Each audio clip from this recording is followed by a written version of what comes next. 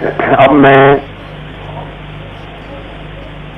آج کا مضمون لیتا ہوں جو کہ ہے تعلق باللہ.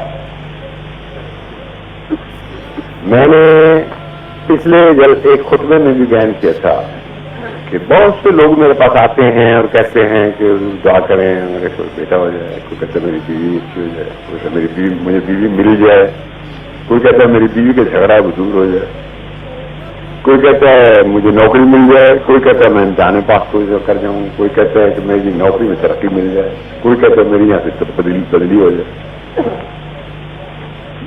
اسی طرح عورتیں اس کے رخ شروع کر دیتی ہیں.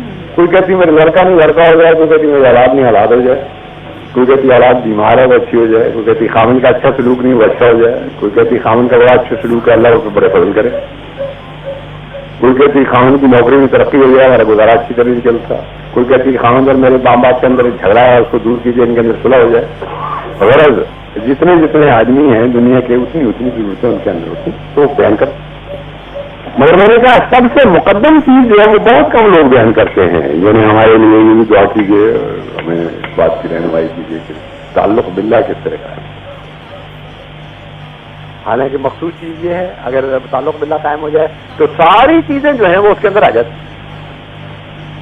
ہاتھی کے پاؤں میں سب کا پاؤں, جس کا اللہ کے ساتھ تعلق ہو گیا اس کو اور کسی چیزوں کی کیا ضرورت رہے گی. مشہور ہے اولیاء سب اولیاء میں آتے ہیں کہ ایک بزرگ تھے ان کے ساتھ کچھ عمرا کی لڑائیاں ہو گئی اور انہوں عمرا نے بادشاہ سے جا کے شکایت کی تو بادشاہ نے وہاں فوج بھیج دی ان کے گھروں پر کہ وہ یہ کہتے تھے تم رات کو باجا بجاتے ہو تو ہمارے ذکر الہی میں فرق آتا ہے کہ مت کرو.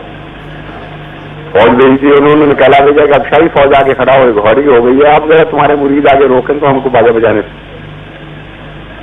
طاقت ہے تو مقابلہ کرو. اس بزرگ نے آگے سے اس پیغمبر کو جواب دیا کہ مجھ میں اس فوج کے مقابلے کی ان سامانوں سے تو طاقت نہیں ہے, پر لڑائی ہم نے بھی نہیں چھوڑنی, ہم رات کے تیروں سے ان سے لڑیں گے. رات کے تیر یعنی دعا کریں گے, ہمارا تیر تو نشانے پر پڑے گا نہ پڑے جو آسمان پر جا کے گرے گا تیر وہ پھر عین ٹھیک نشانے پر پڑے گا, اس کو فرشتے سے شروع کرنا. اس کے اندر کچھ نیکی تھی. جب پیغمبر نے جا کے کہا کہ میں نے آپ کا پیغام پڑھ دیا ہے, وہ تھوڑی دیر خاموش رہا, پھر کہا کہ اچھا ان کی مرضی, لیکن ہم بھی مقابلہ کریں گے, ہم رات کے تیروں سے بادشاہ کے سپاہ کا مقابلہ کریں گے. یہ سنتے ہی اس کی چیخ نکل گئی. سپاہی اس نے واپس کی ہے اور آ کے ان کو کہہ دیا کہ صاحب آج سے یہ باجا گاجا بند ہو جائے گا, ہمیں رات کے تیروں کا مقابلہ کرنے کی نہ مجھ میں طاقت ہے نہ میرے پاس طاقت, ان کا کوئی نہیں کر سکتا. اگر پھر پہلا سوال اس لیے یہی ہے کہ خدا کا ملنا اور اس کی تعلق جو ہے وہ سب سے زیادہ اہم اور ضروری چیز ہے. اگر خدا مل سکتا ہے تو پھر اس میں کیا شبہ ہو سکتا ہے. یعنی پہلا سوال ہوگا کیا خدا ہے یا نہیں ہے, اگر ہے تو پھر وہ مل بھی سکتا ہے کہ نہیں, تو پھر خدا اگر مل سکتا ہے تو پھر اس میں کیا شبہ ہے کہ سب سے مقدم چیز ہوئی. مثلاً کسی شخص کو پسند ہے فرض کرو مرغا, بعض لوگ مرغے کے بڑے شائق ہوتے ہیں. ہمارے چودھری ظفر اللہ خان صاحب اور ان کے دوست ساری پارٹی قریباً میں نے دیکھا ہے ساروں کو مرغے کی ٹانگ بڑی پسند. مجھے تو مرغے کی ٹانگ سے سخت نفرت ہے. حضرت صاحب کو بڑی پسند تھی, میں ٹانگ کھائی نہیں سکتا, میرے دانتوں میں پھنس جاتی. ان کو دیکھا ٹانگیں پسند, تو ان کے ایک دوست سے فوت ہو گیا. وہ کہا کرتے تھے اگر مرغے کی ٹانگ ساری عمر ملتی نا تو اور کو جا کے کیسے.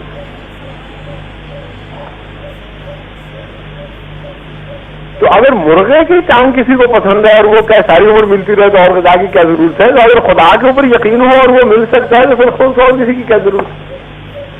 ساری چیزیں اس کے پیچھے آ جائیں. انبیاء بڑے قیمتی وجود ہیں, پر یہ کس سے ہو سکتا ہے کہ کسی کو خدا مل جائے اور انبیاء اس کو نہ ملے.